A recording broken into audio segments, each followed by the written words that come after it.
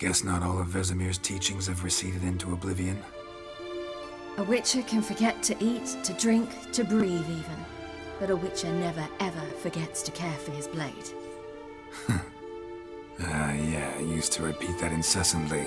Never tired of doing it either. What creature was it? Huh? Creature? One that gave you the scar over your left eye. It's new. I don't remember it. Souvenir from the Cockatrice of Spala. Another addition to the collection. Nothing special. Yours is healed beautifully, though. Avallac'h. He prepared some special ointments for me. But that was before the curse gripped him. Wonder where he is now. We lifted the curse. He's at Kaer Morhen, waiting for you. Are you serious? You must be. You'd not jest about something like that. A nice thing to wake up to.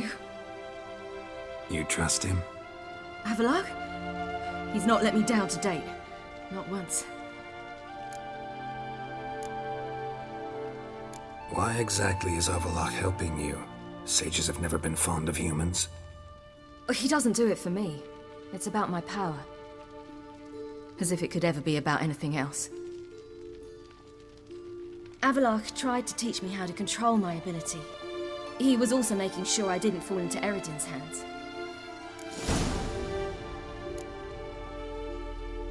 What's Eredin after? What's he want from you? What everyone wants. Control of my powers. His homeworld faces annihilation. Eredin's decided to invade ours. Brilliant, wouldn't you say? Can't achieve much on his own, so he needs to bring an army. Except his navigators can't possibly move him and thousands of NL between planes. Their abilities won't allow it. Whereas yours will. Exactly.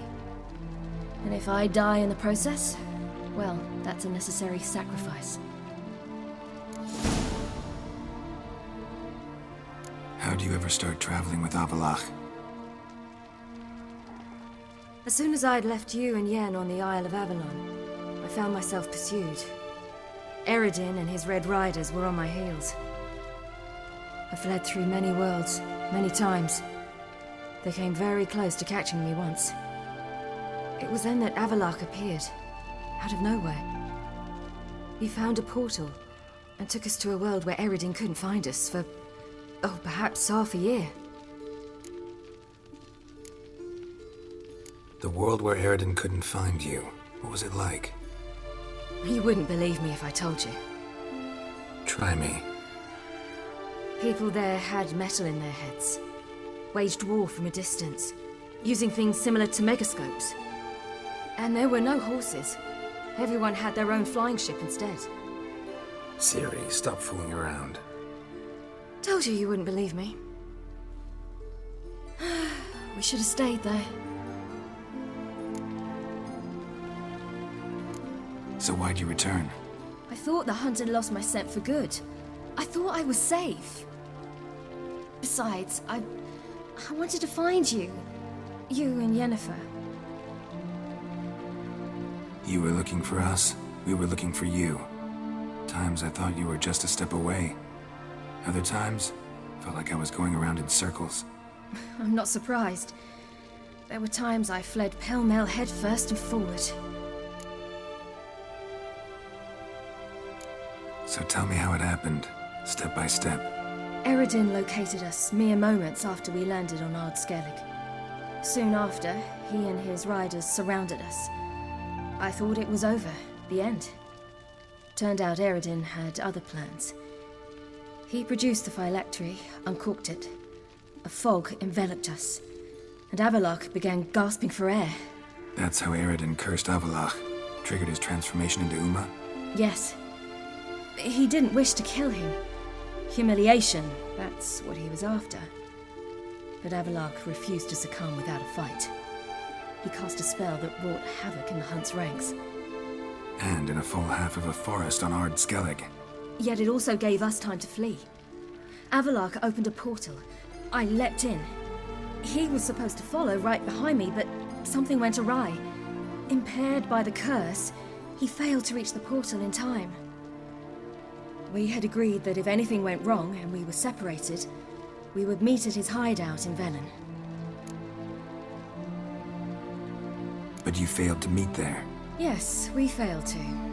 Once through the portal, instead of at Avalok's hideout, I landed right in the middle of Crookback Bog. I barely escaped the crones. And then there was the Baron. You know, he took me hunting. I killed a wild boar with my sword. I heard. A coincidence, really. I had no desire to hunt that day, but it felt wrong to refuse. I'd taken nothing remotely resembling a hunting weapon. I simply hadn't intended to hunt. I was wandering through the forest, breathing deep the air. And then I heard a strange sound. Unsettling. Boar attacked you? Mm-hmm. Big as a bison, and lumbering straight at me.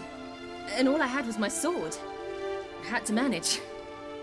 Did just fine, judging by how the Baron's men remember it. Simple soldiers, the whole lot. But we got along splendidly. A shame I had to leave. Flee. But I didn't want to bring the wild hunt down on them. Apart from which, I knew by then the curse was progressing. So instead of looking for Avalok, I decided to find you and Yen. So how'd you even meet a man like Horson Jr.? You and Yennefer were nowhere to be found, and I needed someone who could fix the phylactery. No ordinary craftsman would do. I needed a mage, one with extraordinary powers. Dandelion took it upon himself to help me. It was as if his honor depended on it. He arranged a meeting with a mage, but it proved a trap set by the temple guard. Failed to mention that. Probably didn't want to worry you. Later, we learned the guard did that sort of thing regularly, in the hope of nabbing anyone who collaborated with mages. We needed to find another way. That was clear. Then Dandelion said he knew a man who owned a piece of Novigrad, as he put it, could do more than others. He was certain to know someone who could fix the phylactery. Horson Jr. Mm-hmm. I suspected it might not be the best idea, but I was desperate. I had no choice. You suspected right. Horson was not the ideal partner in crime. Damned simpleton got it in his head that we cheated him and kidnapped Dudu. Who you promptly freed only to have to flee to Temple Isle. Great idea. We hadn't planned it. Had no time to consider. We just bolted. I didn't even realize the guardsmen were driving me into a trap. Suddenly there I was, and I knew I had to disappear. At once. And that's when you landed back in Skellige. The shore of Hindisfjall. The first pleasant place that came to mind. Hjalmar and I used to swim there. Wait, so you actually wound up there by accident? I thought you and Avalok had arranged something. No, he simply sensed me use my power. Just as Eredin can sense where I am, where I travel. In fact, Eredin arrived soon after I did. His riders in tow. Once again, things happened quickly. Lofoten, the hunt's attack, my flight. And then... dreams. Just dreams.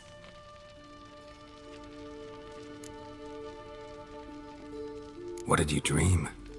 I've had nothing but nightmares lately. Pretty horrible. Likewise, for the most part.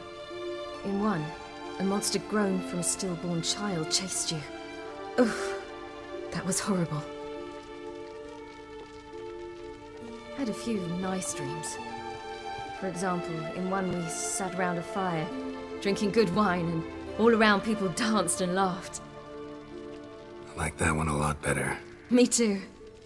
But these dreams, and the others, ended in some tower. No matter what I dreamed, in the end, I would enter a tower. Recognize it? Know where it might be? Not sure. I don't think so, but there was something familiar about it. And something terrifying. The tower was stark and dead. But at the same time, I felt I had to enter it. Did you? No. Dreams all ended with me searching for the entrance. And the last time, instead of the tower, I saw your grizzled face. If not for the scar over your eye, I'd have thought I was still dreaming.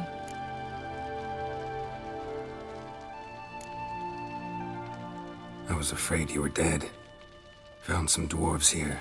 Said they'd try to wake you, but you were cold as ice and you weren't breathing. And yet you came in. Who listens to dwarves these days? Speaking of which, they're probably getting antsy. We should go. Got a boat on the beach. Once we land, we'll head for Kaer Morhen. On horseback. Right. Conventional means of travel. They're just better. Though a portal would be quicker. And draw Eredin to us immediately. Rather not risk it. Besides, I hate portals.